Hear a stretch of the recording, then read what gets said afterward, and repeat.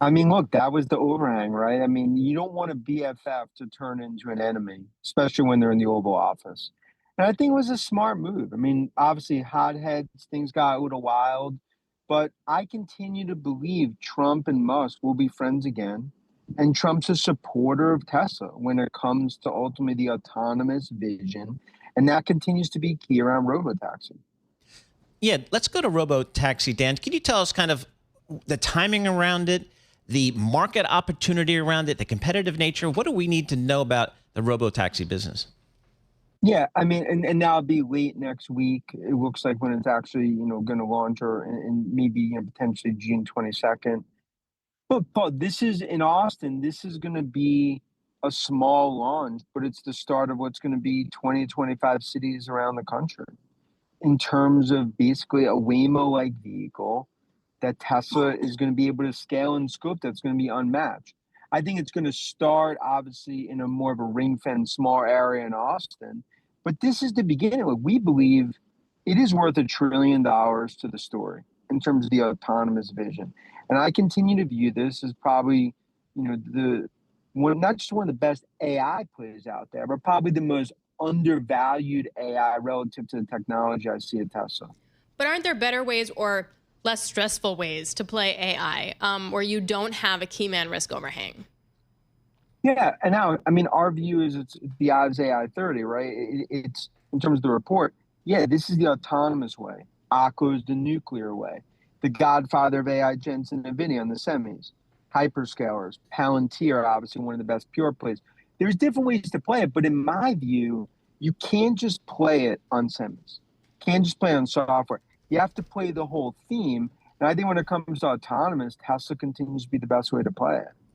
So broadening out a little bit, Dan, U.S. China, we had some news come out from President Trump about maybe after the London negotiations between the U.S. and China on trade.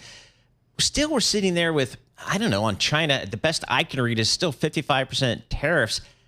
That's still a big, big deal. How do tech companies like an Apple, how do they deal with that? I mean, I think also investors are viewing this 55% is probably the start. I mean, I think there's a view that that's going to come down. I think that's how the market's reading it as more negotiations come out. And I think there's going to be a lot of loopholes and a lot of exceptions. I think when it comes to tech, they're going to have to play both sides of the fence in terms of pivoting like Apple to India. But when it comes to NVIDIA and Jensen, I think that's the next big thing everyone's waiting for. What does this mean in terms of export controls? And will NVIDIA in some way be able to sell into China instead of handing that business to Huawei on a silver platter? So, Dan, what else are you looking at? Like, okay, so we got through all the earnings. We got through Oracle yesterday, right? We got through the Musk and Elon, the Musk and Trump disaster. What is next on your radar? What's going to be a catalyst for your industry? I mean, to me, it's all about the use cases, expanding on enterprise, and that's key. The hyperscalers, the oracles, of course, the semi plays as well. You're going to be looking out for they're loosening on the export controls in NVIDIA, and that's important, especially around China. But I think the big thing is now the consumer piece that's going to play out from Meta to what I view as really autonomous to robotics.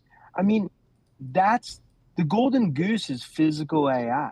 I think autonomous and robotics are going to be probably the biggest theme within AI. So to me, investors continue to kind of, I think where they're wrong, they continue to be skeptical about AI. I don't think there's any skepticism out there. I mean, you spend all of our time traveling around the world. This is a fourth industrial revolution. It's why I believe we're going to be talking about NASDAQ 20,000, NASDAQ 25,000, and so on over the coming years.